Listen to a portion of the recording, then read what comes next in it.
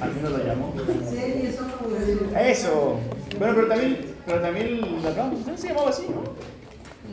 Solo era el trago de ajá, era el trago de. Ok, vamos a ver rápido esto. Serie. Radiografía de abdomen, aquí se le van a indicar todo el paciente que tenga sospecha de dolor abdominal. Distensión abdominal. ¿Sí? Generalmente empezamos con el protocolo con placa simple y ultrasonido. ¿Por qué? Porque si ustedes observan que en la placa simple hay mucho gas, no es de poca utilidad del ultrasonido.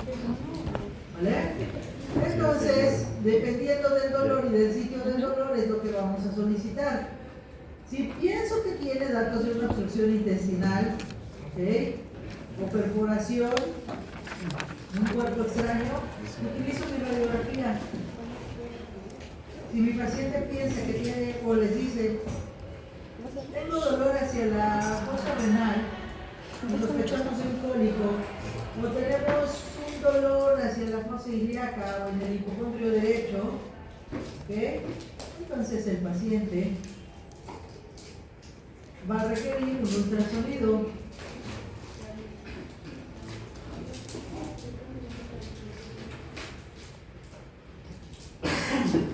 ¿Okay? Si mi paciente tiene un traumatismo abdominal, a ese paciente lo que le voy a solicitar es un ultrasonido FAS. ¿Y en qué consiste un ultrasonido FAS? ¿Alguien sabe? Es el ultrasonido que tienen que hacer en urgencias y es solamente para buscar líquido libre a nivel de pericardio, recesos peritoneales como es el espacio hepatorenal, esplenorenal, fosas ilíacas y correderas como de saco. Es el lugar a donde voy a buscar. ¿Se saben los recesos peritoneales? Supongo. Es tema de segundo semestre. Recesos peritoneales. ¿Por qué es importante saber los recesos peritoneales? Es donde se almacena el líquido. Es la regularmente se almacena el líquido. ¿Es qué? Regularmente donde se almacena el líquido. Vamos a encontrar líquido. Un ejemplo, están en el internado, tienen un paciente que le lleva con contusión por una volcadura, paciente con un trauma de mecanismo de alta energía y sospechan que tiene un abdomen agudo porque tiene el abdomen rígido. Y entonces hacen un ultrasonido FAS y encuentran líquido libre a nivel del saco menor. ¿Qué órganos están involucrados?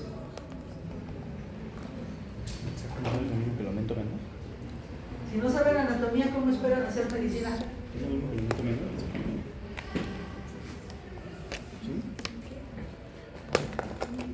El saco menor es la cavidad menor. ¿Es el retroperitoneal? ¿Es el retroperitoneal? Y yo le reporto, líquido libre en saco menor. Es que primero se divide un saco menor y una cavidad menor. O son R1 de urgencias. Es el R1 y les dice, tiene líquido libre en saco menor. Está en riñón. ¿Y ustedes? Ajá, ¿y? Está en retroperitoneal. ¿No hablen por hablar? ¿Se dan cuenta cómo sus bases están muy deficientes?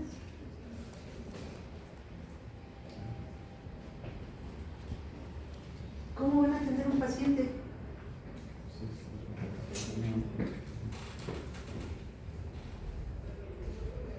La anatomía radiológica y la radiología se tienen que correlacionar la anatomía con la medicina, y si no correlacionamos, ¿cómo van a hacer ustedes o van a atender? Ajá. Les dicen, háblale al cirujano.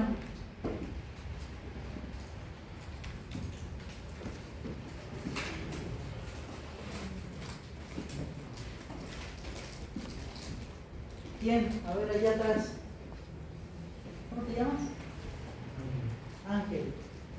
Le dicen, háblale al cirujano. Preséntale al paciente. No tienes tomografía.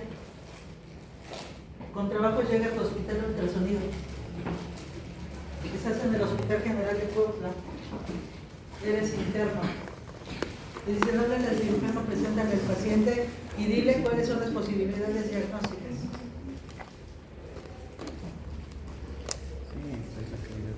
Llega el doctor y me dice, ¿qué órganos están involucrados? ¿Por qué es importante saberlo? Sí, va a entrarle una lámpara, una lápe. Van a abrir desde el apéndice hipoides hasta la sínfisis del pubis para ver dónde está sangrando.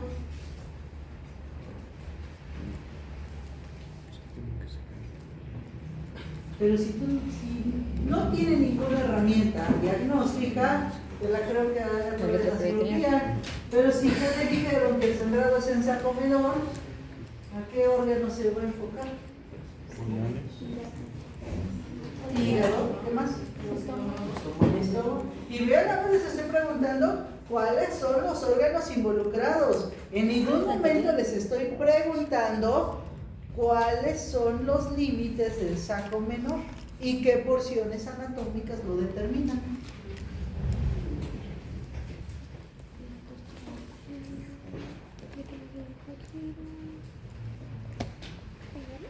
Sí, lo puedo entender que peritoneo es el tema más complicado del abdomen, pero en realidad lo complicado es aplicarlo, porque en el peritoneo todos los espacios son virtuales hasta que se ocupan por líquido.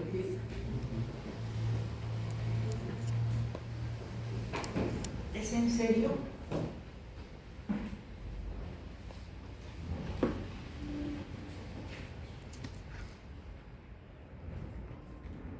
Bueno, si tiene dolor en el cuadrante y dependiendo de los datos clínicos son los estudios que van a solicitar. ¿Sí? Patología de hígado, patología de vesícula, generalmente vesícula y vías biliares, todo va para ultrasonido.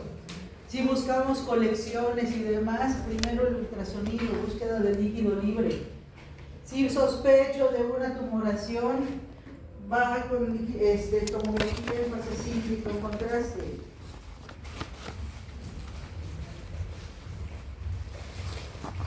Niños.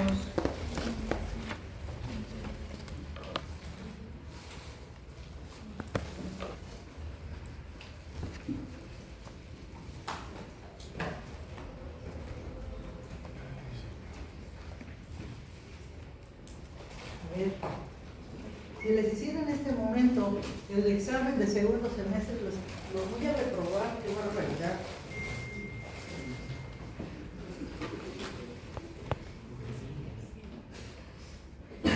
Mándame un mensaje rápido, Gabriel. Sure. Porque cada vez que les quiero mandar una información, su jefe no viene. Cuando fue esta información de la actividad de doctoras, su jefe no viene. Ya no es para un examen, es para la vida. Estudien para que un día tengan un paciente y no hagan cosas feas.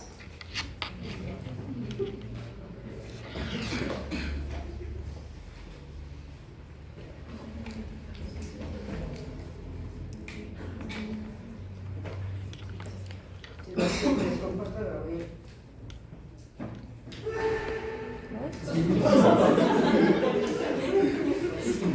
Dice que más duele un pulmón fuera que una infección dentro. Patología de útero y ovarios, todo va para ultrasonido. ¿Vale? ¿Pero qué le vamos a evaluar a una radiografía? ¿Qué le van a evaluar? Patrón de gas, ¿sí? Aire extraintestinal. El patrón de gas va a tener ciertas características. El aire extraintestinal nos habla de una perforación. El día que ustedes encuentren aire fuera del abdomen, del tubo digestivo, ¿ok? Entonces, eso es una complicación. Vamos a buscar calcificaciones, masas de tejidos blandos, la anatomía ósea y que no tenga ninguna visceromegalia.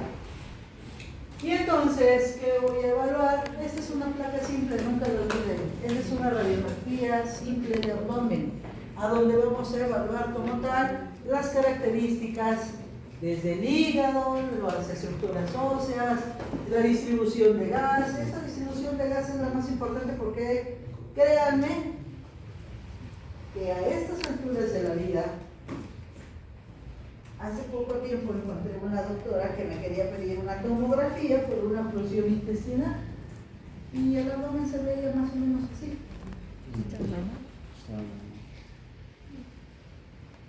Y digo, tampoco se trata de hacer gastar a los pacientes porque gastan. Eso no es cierto. Sí, hay que reconocer cuando hay alguna alteración o no. ¿Sí? Vean cómo en el hígado se tiene que ver el borde de la silueta.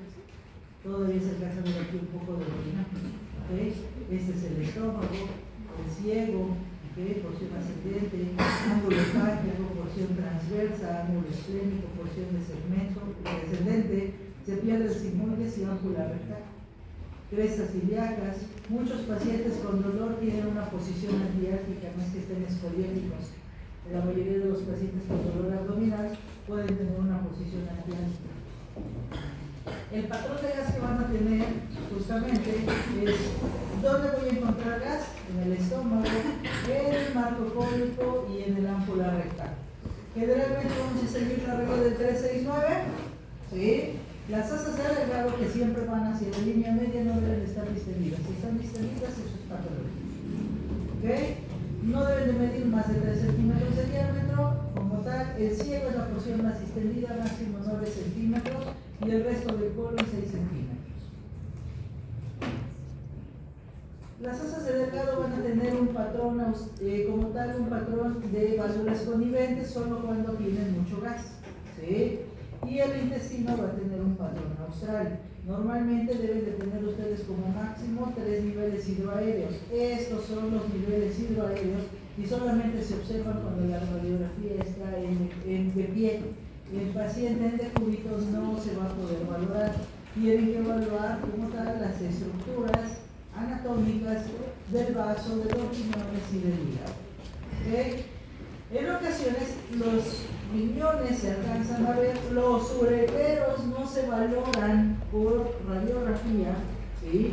Solo por tomografía, ni siquiera se observan por ultrasonido. ¿Okay? Y tienen que identificar la vejiga. Por favor, revisen y palpen a los pacientes. No saben la infinidad de veces que me han llegado al ultrasonido, pacientes referidos por un médico general que le palpan en el hueco pélvico un tumor. Y es la vejiga distendida. Todo se soluciona con una sonrisa. Y todo se soluciona si al paciente le preguntan, desde cuándo no hay que fijarse. Eso es más frecuente en el hombre que en la mujer. ¿Sí? Pregunten, oiga, ¿desde cuándo no orina su abuelito? ¿Desde cuándo no orina su papá? Eso les puede salvar. ¿Por qué? Porque muchas veces empiezan a descubrir. Sí, hay que investigar cuál es la causa de que tenga una retención urinaria importante y la mayoría de ocasiones en el hombre es la próstata. Sí, hay que investigar. Luego pedir un ultrasonido. Pero si el señor está con dolor abdominal, ¿sí? Tiene dolor en hueco pélvico y nosotros estamos viendo que está muy distendida como está la vejiga, la están palpando. ¿Ustedes creen que va a ser necesario como tal otra cosa? En ese momento, no tengo dolor. Quítenle el dolor, descompriman la vejiga. De verdad no saben la cantidad de ultrasonidos que he hecho en estos 15 años. De pacientes que solicitan un ultrasonido pélvico por una tumoración en el cerebro. ¿Vale? Los SOAPs. Esos son los SOAPs, el SOAP mayor. Anteriormente eran importantes, antes de que existiera la radiografía digital, los SOAPs los valorábamos porque cuando existía un borramiento, eso me indicaba que había un proceso inflamatorio. Han dejado de ser importantes, ¿por qué? Porque en la radiología, al igual que en las fotografías de ustedes, algunas están cargadísimas de filtros. Y entonces ya no es valorable el SOAPs como tal, como posibilidad de diagnóstico. Estas imágenes que ustedes ven aquí redonditas, es muy importante que las conozcan y las reconozcan. ¿Por qué? Porque muchos doctores ven eso y dicen, tiene litiasis. Eso se llaman flebolitos. Los flebolitos son pequeñas calcificaciones de las venas. ¿Sí? Ha habido radiólogos que las diagnostican como litiasis, incluso radiólogos. ¿Sí? Hubo un doctor que puso ahí, que no le dieron contrato de Flebolitos. que había puesto que tenía litiasis en vejiga, el hueco pélvico. Eran flebolitos. Tenga siempre ubicado qué es lo que esperan encontrar, qué es lo que están observando, cuál es lo normal y cuál es lo patológico. Recuerden siempre, tengo que saber qué es lo normal para que lo que yo vea diferente a esto, pues no me sorprenda y lo encuentre como tal posibilidad de diagnóstico. Doctora, entonces ahí nunca veríamos litos. Sí, pero ahorita los vamos a ver. Ah, sí se ven diferentes. Sí, pero tienen sus localizaciones específicas. Vean dónde están estos localizados. Muy abajo. Ni siquiera están cerca del territorio de la vejiga. Por lógica, si estuvieran en la vejiga, no los voy a buscar en la orilla, los buscaría aquí en medio. ¿Y dónde es el sitio? Ahí tengo otra pregunta de anatomía. ¿Cuáles son los estrechos que normalmente va a tener un uretero? ¿Y por qué es importante saber eso de anatomía? Porque son los lugares a donde se van a todas las nucleas. En los inicios de la vejiga, ¿no? Donde hace... ¿Cómo se llaman? No le vamos a decir, ahí en los inicios de la vejiga. ¿Cuáles inicios? No, en donde entran los ¿Cómo se llaman? Los búferos. Tienen Riñón, urétero, vesical. Había dicho. Bueno, esto de cómo. y yo el triángulo vertical.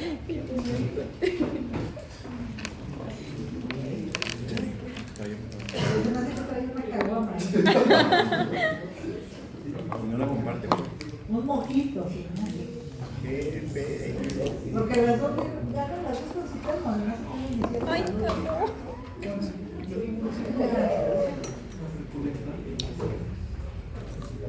¿Ok?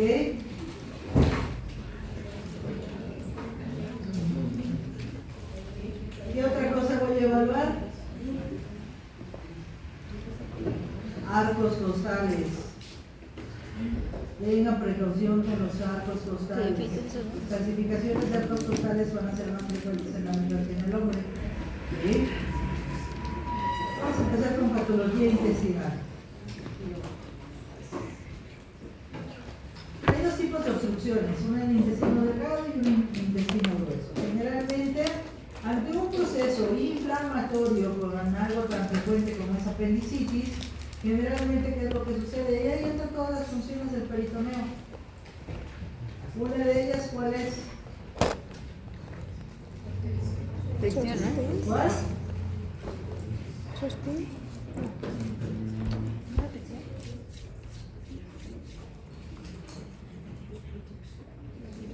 Protección, ¿qué más? Contención. Lubricación. Lubricación. Sostén. No. ¿Qué fue tema de seguros de mes? Qué barbaridad. Ok. Creo que no. Pensemos en protección. Generalmente, ¿qué es lo que va a suceder anticipados los procesos inflamatorios? ¿Qué es lo que sucede? Puede haber alguna alteración. Vamos a poner el ejemplo de apendicitis, que es lo más frecuente que van a ver. En una etapa inicial, el proceso inflamatorio del apéndice, que es un tejido linfoide, empieza con edema, pero no empieza el edema en todo el apéndice, solamente es focalizado. El edema va a condicionar, en primer lugar, que empieza a formarse un trasurar, empieza a tener líquido, veo líquido interactivo. Como respuesta inflamatoria, generalmente, ¿qué es lo que hace el epiflón? Ok, dice, hay una inflamación. El epiflón es tan buena onda con el resto de nuestro organismo que lo que hace es tratar de encapsular, ¿sí? Para que esa inflamación no afecte lo demás. Y entonces, si el organismo se empieza a autorregular, y si el organismo dice, ok, hay una región inflamatoria a nivel de la fosa ilíaca, ¿Sí? Vamos a contenerlo y lo primero que sucede después de empezar con el trasudado, los intestinos dicen, si nosotros no nos movemos, no va a haber tanto dolor y empiezan a disminuir los movimientos peristálticos. Empieza a haber un peristaltismo de lucha en donde empieza a avanzar el contenido y al llegar al sitio del dolor se regresa porque ya no puede avanzar. Ahí, a partir de ahí dice el intestino, no, ya no se mueve nada. ¿Ok? Ese tejido inflamatorio adyacente a las asas intestinales empiezan a formar un plastrón intestinal. ¿Ok? Que no es más que un apelotonamiento de asas intestinales, ¿ok? En relación o secundarias a un proceso inflamatorio. ¿Ok? Lo siguiente que va a suceder después de que ya hay un plastrón, el resto del intestino que tenía líquido en su interior, ¿por qué? Porque antes del proceso inflamatorio estábamos comiendo bien, estábamos tomando agua, se empiezan a formar ciertos niveles, ¿por qué? Porque ya no avanza. Se empiezan a distender las asas intestinales porque no falta la mamá que a veces dice, toma tantito té para que se te pase, ahorita se te va a pasar de gas. ¿Sí? ¿Y qué es lo que sucede? Hay líquido, más líquido, que no está avanzando. Tenemos plastrón intestinal, tenemos niveles hidroaéreos, ¿sí? Y esos niveles que no deben, que ahora ya son más de 3 niveles, hablamos de que ya hay datos de un hilio. El hilio puede ser reflejo secundario a un proceso inflamatorio. El hilio puede ser metabólico, incluso ustedes les llega a la urgencia, es un abuelito de 80 años con poca tolerancia a la vía oral, con dolor abdominal, ¿sí? Pero es diabético hipertenso y no se ha tomado sus medicamentos desde hace 2 días. ¿Está descompensado? ¿Sí? O tiene una hipoglucemia o tiene una hiperglucemia. Pues no sé, o es insulino dependiente y no se puede usar insulina. Y los familiares en su afán de que es que no ha comido nada, pues vamos a darle un ensure. En primer lugar, ensure, lactosa. Segundo lugar, exceso de azúcar. Paciente que no se está poniendo la insulina con exceso de azúcar, ¿qué va a pasar? Entonces, sí. ¿No estás durmiendo? ¿Segura? Y entonces, ¿qué es lo que va a suceder? Este paciente va a empezar a elevar la glucosa, ¿sí? Va a empezar a tener un desequilibrio electrolítico porque le dieron eso, pero nadie le dio agua. ¿Qué es lo que en todo nuestro organismo sodio y potasio son fundamentales? En el momento en que hay un desequilibrio hidroelectrolítico, no hay un adecuado intercambio celular. Y entonces empieza a alterarse el organismo. ¿Se dan cuenta cómo para entender una radiografía debemos de saber también fisiología y patología y anatomía? No nada más los radiólogos vemos plaquitas y hacemos ultrasonidos. ¿Sí? Y ahí entonces es cuando tenemos datos, empezamos con datos de una obstrucción intestinal, ¿okay? Que pueden ser causas funcionales o podemos tener causas mecánicas, ¿sí? Y generalmente son pacientes de mayor de 60 años donde puedo tener una alteración mecánica, donde el paciente tiene adherencias, tiene alguna hernia, tiene algún tumor, ¿okay? Y entonces todo el abdomen, todo siempre se tiene que pedir el abdomen en 2 posiciones, de pie, ¿okay? Y en decúbito. ¿Ok? Mi paciente no se puede levantar, tiene una fractura de cadera, ¿ok? Y entonces, ¿cómo le hago para ponerlo de pie? No puedo. Hay una proyección que se llama tangencial. Acuéstan al paciente está aquí acostado, esta es la cabeza del paciente, ¿ok? Pongo el chasis, lo tengo acostado boca arriba, y entonces hago un disparo de rayos X de allá para acá, lo que alguien sostiene este chasis, para tomar una proyección tangencial. Siguen siendo 2 proyecciones, ¿ok? Generalmente hay algunos que toman la imagen boca abajo normalmente nosotros tomamos la imagen es de cúbito dorsal.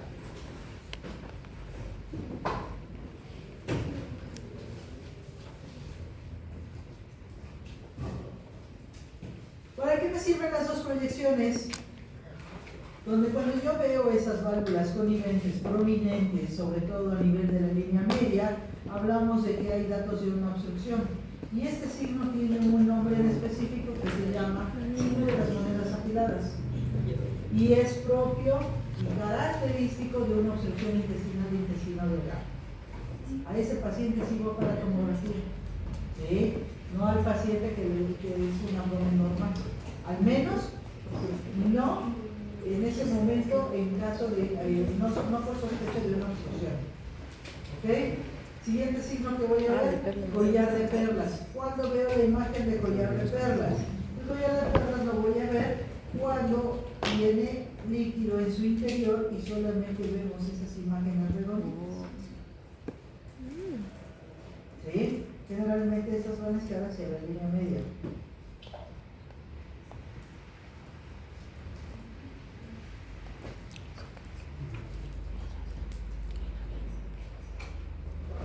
¿Cuál es cuál? ¿Cuál proyección es cuál? ¿Cómo la distingo? Esta es una proyección en decúbito. Vean cómo se extiende en forma transversa las asas intestinales y aquí se forman los niveles. Si lo hay, tiene más de 3.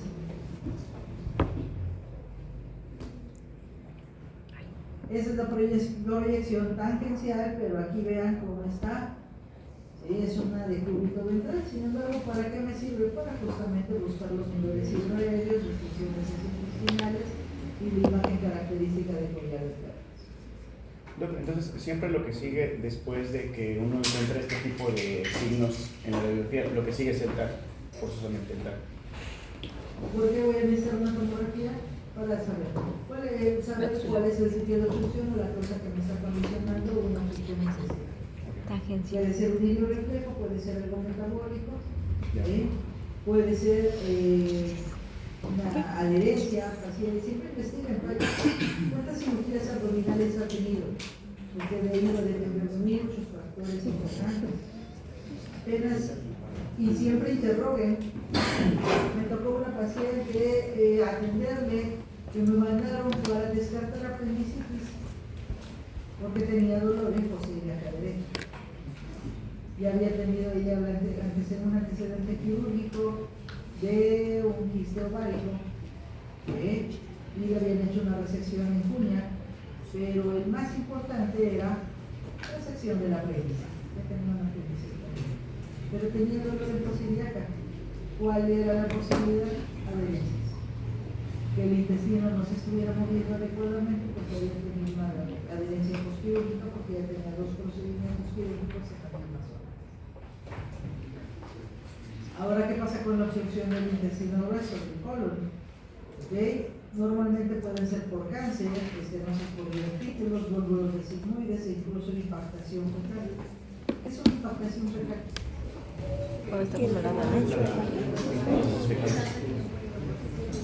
¿Y cómo se atiende la impactación? Desimpactando, ¿no? ¿Y cómo se desimpactan los pacientes? Con enemas. No sé. ¿Con enema? Con un puentecito porque los van a mandar para esa primera actividad. Eso es casi siempre. En el internado, les van a poder desimpactar. ¿Y cómo se desimpacta? Les dan su cubrebocas. Si bien les van a dar 2 cubrebocas y no siempre caben los cubrebocas. Les van a dar un gel y les van a dar un par de guantes. ¿Te la hacemos? Yo no estoy tapada. Desimpactándolo en forma normal. ¿Le tocó hacer eso a usted? No. ¿No? Cuando era estudiante sí, porque era el modo. ¿Por qué cuando era estudiante? Porque me la viví en un hospital a veces, en el de Iztapalapa, cuando me tocaba rotar, y entonces pues, decía, ¿te ayudo? Iba con los internos, con los residentes, y decía, ¿quiere que le ayude?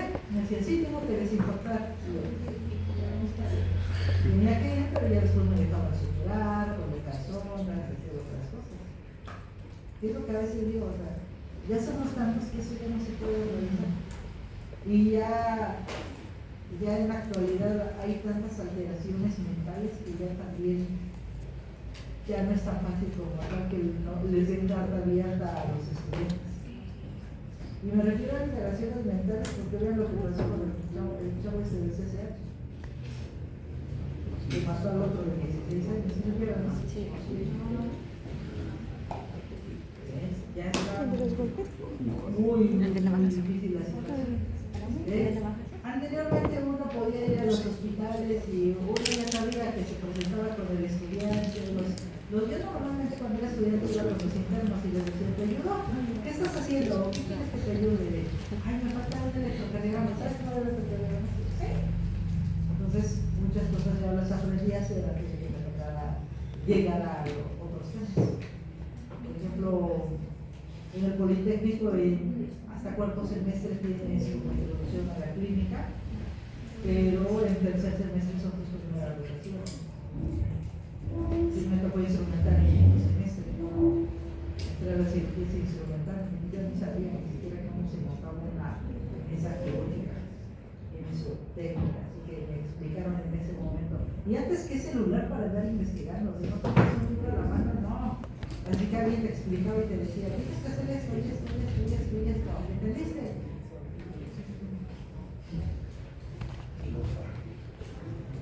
Ahora ya tienen la facilidad de aquí andar trayendo toda su información, todos los libros que ustedes necesitan, artículos, los más nuevos. Ya pueden investigarlo, eso es bueno y es malo. Es bueno porque si aprovechan esa información, van a tener información muy actualizada. Es malo porque ya no los dejan pensar.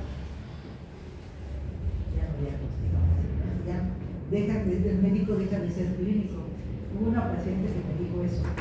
Creo que el doctor fulanito es de las nuevas generaciones y yo creo que la consulta me la dio como el chat GPT. ¿Por qué? Digo, ¿por qué, señora? O sea, se supone que ese doctor ya tiene tiempo del intestino grueso y vean cómo es diferente el patrón de obstrucción de un intestino delgado a un intestino grueso. ¿Okay? Se pierde el patrón austral.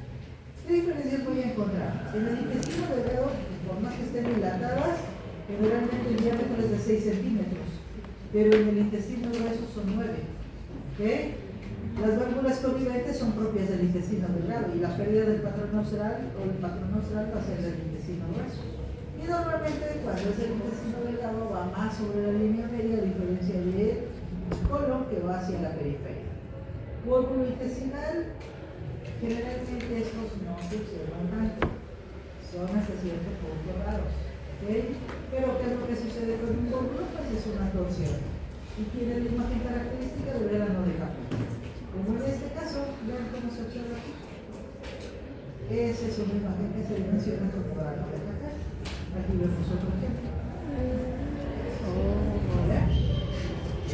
¿Cómo vemos una impactación fecal en el intestino? Pues se ve ámpula rectal y vean cómo la densidad es distinta a la vejiga. ¿Qué densidad tiene la vejiga? Líquida. ¿Y una impactación? Sólida. Sólida. ¿Vale? Si yo lo veo que está a nivel de la línea media, no voy a pensar que mi paciente tiene un tumor. Voy a preguntar cuándo evacuó. ¿Cómo está evacuando el paciente? Cada cuánto le está dando el medicamento, cómo ha estado comiendo, está comiendo mucha tortilla, está comiendo mucho arroz. Hay que preguntar los hábitos de alimentación, porque resulta que a los abuelitos a veces les dan mucho arroz o muchas pastas y resulta que la mayoría tiene estreñimiento por la ingesta al alimentación. La enfermedad inflamatoria intestinal se dice que hay digitaciones, se ven aquí como si fueran marcados los deditos. Ahí. La enfermedad de Crohn, la colitis ulcerosa, se valora mejor por un colon por edema y es cuando hay pérdida de un patrón austral. Eso también puede ser por un megacolon, vean cómo está la porción ascendente, da una vuelta, se gira para acá, la porción transversa, baja, sube, y luego la porción descendente, y en el sigmoide, vean cómo se ve el descendente. ¿Okay? Pero ¿qué es lo que sucede también aquí? Vamos a ver, esto es una colitis espástica. Vean cómo hay una zona donde disminuye el diámetro. Esa colitis espástica puede ser causa de dolor en muchos pacientes. ¿Sí? Paciente posoperado, ok. ¿Cuándo voy a sospechar de una perforación intestinal? Generalmente la presencia de aire en la cavidad se llama neumoperitoneo. Generalmente es por la perforación de una visera hueca que es de forma espontánea. Si yo tengo un paciente que le hicieron una cirugía de abdomen por láparos, recuerden que en la cirugía de láparos se distiende el abdomen y se administra mucho líquido, mucho aire que después se tiene que reabsorber. Entonces ahí no es valorable, porque esos son cambios postquirúrgicos.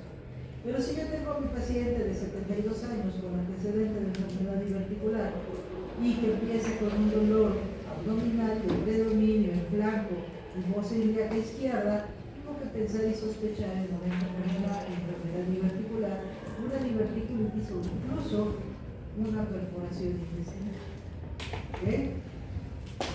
Punto muy importante: si mi paciente tiene dolor abdominal y después cede el dolor o disminuye, no es que esté mejorando, es que ya se perforó. ¿Por qué?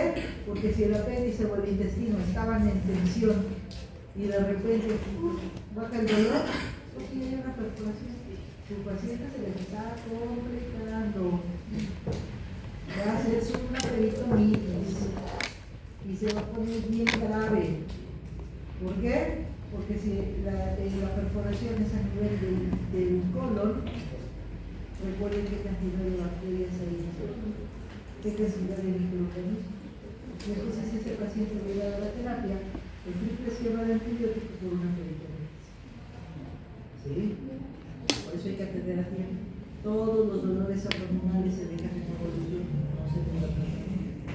Y a veces piensen en lo más raro que pudiera suceder.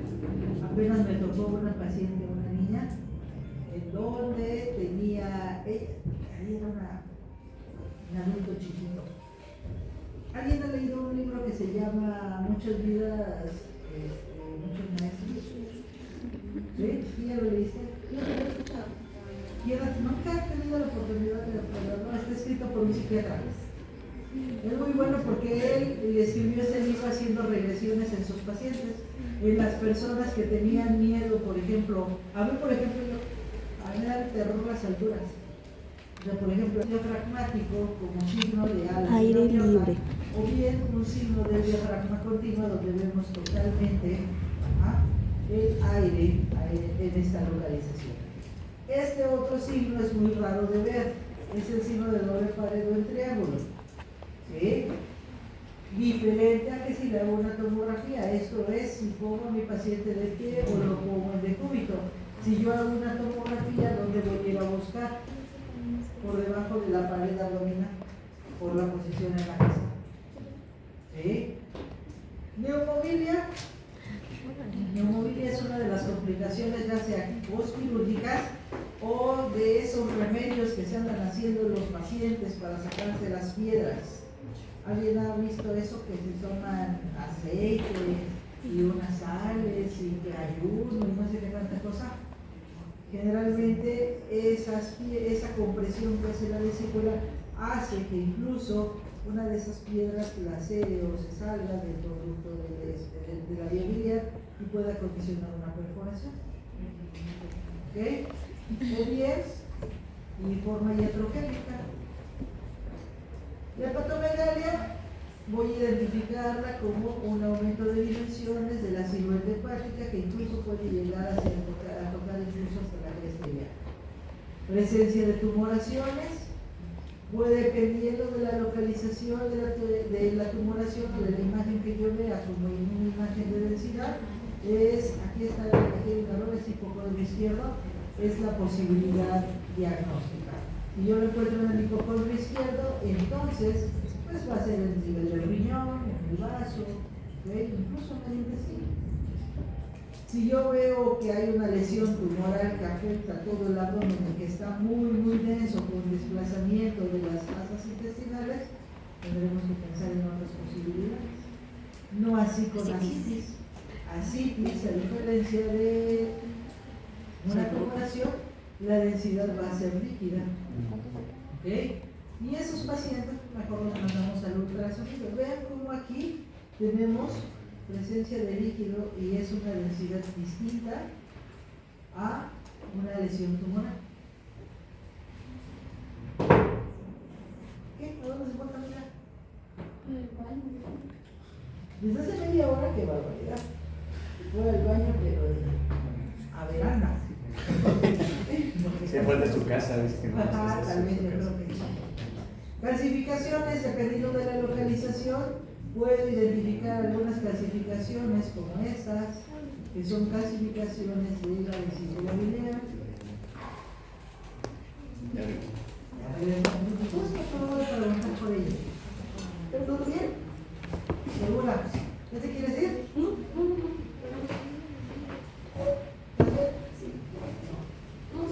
Eres muy mala para mí. Esta es una vesícula en porcelana. Clasificaciones de las paredes, ¿vale? La vesícula en porcelana es mejor evaluarla por tomografía porque por ultrasonido no va a ser valorada. Un catéter, doble J, esta es una litiasis. ¿Sí? ¿Qué tipo de clasificación es? Eso es una clasificación cuadriforme de la pelvis renal izquierda. ¿Y cómo se observan las litiasis? Vean aquí, cuesta mucho trabajo ver. Este nivel, voy a aumentar, magnificar, vean cómo se apenas si se alcanza a ver.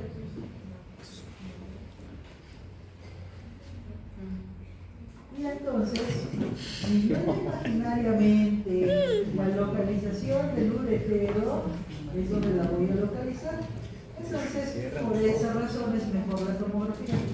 El diagnóstico de litiasis renoureteral es por tomografía.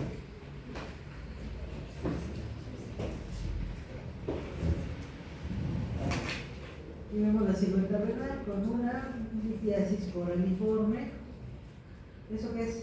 Lito en la vejiga. ¿Eh?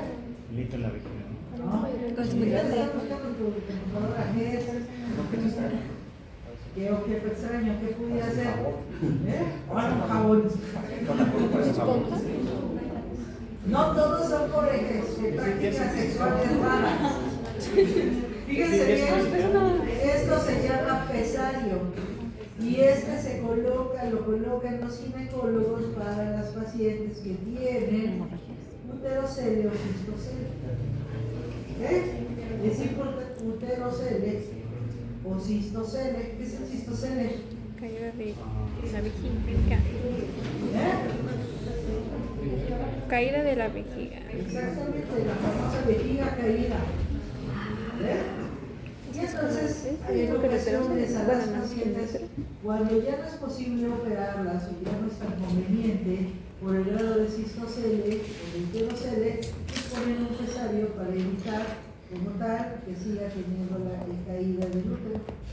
¿Okay? Es un tratamiento alternativo. Pero es importante, no piensen que si les llega a la señora de 70 años con eso, es porque anduvo haciendo cosas raras. No, tienen que informarse y preguntar, señora, ¿usted tenía antecedentes de cistocele, o de vejiga caída? Ay, sí, ya me operaron para eso. ¿Eh? Pregunten siempre. Paciente que les llegue así, eso se llama nefrocalcinosis. Alteraciones en el metabolismo del calcio. Pidan evaluaciones de paratiroides. ¿Okay? Es muy diferente una litiasis. La litiasis siempre va en el sistema colector. Las nefrocalcinosis van. Estás guapo, mijo, estás guapo. Así es. La nefrocalcinosis es en todo el parénquima. Ay, mira, hasta se puso rojo. Estaba así, y le digo, "Sale, guapo, sale, guapo".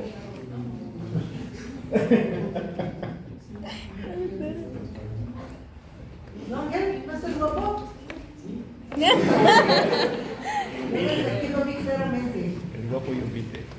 Ok, clasificaciones en páncreas. Pancreatitis crónica. Pregunten e investiguen cuántas pancreatitis ha tenido. Hay pacientes que son tercos, una pancreatitis, hacen caso, siguiente cuadro de pancreatitis, se calcifica el páncreas y ellos ahí siguen. ¿Sí? Ya son diabéticos, ya tienen alteraciones, ¿sí? Pero ¿Esa ya le tomaste? es consecuencia de Esa ya le tomó. prótesis total de cadera izquierda, derecha, calcificación, eso es un mioma calcificado. ¿Ve? Cuando yo era recién regresada una vez, el jefe de radiólogos de donde trabajaba me llamó la atención y me dijo, ¿por qué pusiste que tiene ahí el mioma calcificado? Porque ahí está. El paciente mujer tiene una calcificación en cuerpo pélvico, ahí está. Es que tienes que revisar lo que hacen tus compañeros y yo, no es la responsabilidad es hacer las interpretaciones de lo que yo observo. ¿Por qué? Me llamó la atención porque el doctor que interpretó la tomografía de la paciente no puso mioma calcificado. Discúlpeme, doctor, pero ya no lo puso y ese es otro problema. Yo lo estoy observando y ahora no.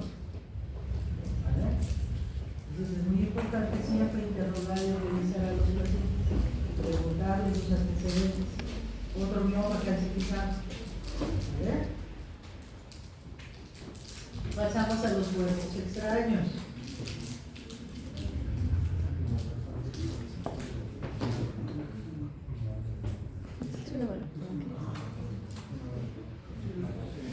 Ahí tenemos como tal, aparentemente una litiasis y una que es la bala. Es una bala. Ay, qué fea. ¿Eh? Qué fea. Se la tragó. Y ahí, balines. Bien, ese niño que se comió unos balines. Y ahí, moneda.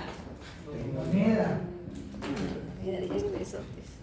De todos Y los es de 10, alimentos que se comen los niños, ¿cuál es el más peligroso? Una batería, ¿no? Las baterías, pero Se mueren, ¿no? las ¿por qué? No, se las comía o las largas.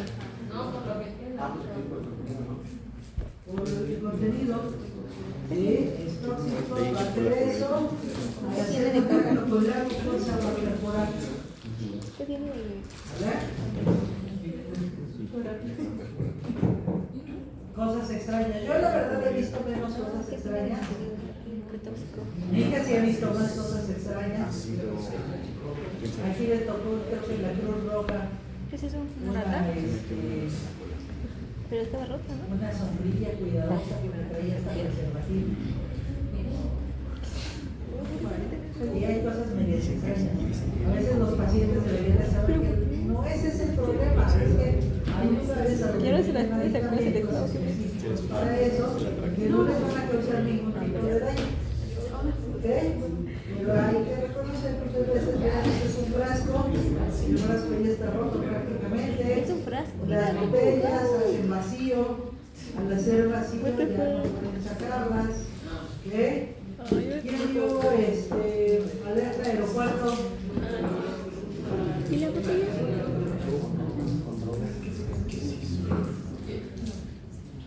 ¿Qué es eso? Es una ¿cómo se llama? ¿Mulas? ¿Mulas? ¿Qué es eso? Son paquetitos de coca que te metes en la cola para que puedas pasar. O te las tragas. Algunas ondas también vemos, los artefactos para medir pH, catéteres doble cuota, ¿sí? Donde uno tiene que estar en el polo superior, en el tercio medio del riñón, en la pelvis renal y el otro tercio, el tercio distal tiene que estar en la vejiga, dispositivos intrauterinos, ¿sí? Un DUI. Sondas Foley con su globito. Por favor, desinflen el globo antes de sacarlo. Hay pacientes, digo, si ellos lo hacen agresivamente, desechárselo adelante. Pero ustedes siempre verifiquen cuando retiren una sonda. Y en la sonda va a decir cuántos mililitros. Saquen el líquido, y tienen que verificar que si son 5 mililitros, saquen 5 mililitros, no saquen 4 y saquen uno y digan, ah, ya, eso no nada más. No, porque lo van a lesionar. ¿Ok? Filtro de la vena cava, artefactos metálicos de la columna vertebral. ¿Sí? Esto, recuerden que las gasas postquirúrgicas, las transquirúrgicas hay unas que se ocupan solo para limpiar y unas para cavidad. Cuando entran a quirófano se van a dar cuenta que las que son para cavidad tienen un hilito que es un acelerador como este. Siempre, por favor, cuando entren a quirófano y se les caiga una gasa, podemos cometer errores, sí, pero avisen, se me cayó una gasa. ¿Para qué? Para que la circulante recoja todas las gasas y las ponga dentro de su goteo. Porque si ustedes, porque evitar que lo regañen, dicen, se me cayó una gasa, voy a poner mi zapato con mi boca. Y entonces, dice la circulante, cuenta incompleta, hasta que aparezca esa gasa van a iniciar el cierre. Y si no, van a mandar a traer a un técnico para que tome la radiografía y vean dónde está. Si se les cae la pinza, se les cae la gasa, se les cae una compresa, avisen. No es malo que se caiga. ¿Sí? Lo malo es que no avisan. ¿Ok? Errores pueden tener. A veces nos toca cuando estamos aprendiendo que nos da la gasa con vibrador, las pinzas que vibran y brincan. No lo extraño olvidado en el interior de un paciente en una intervención quirúrgica. Mira, no te pases.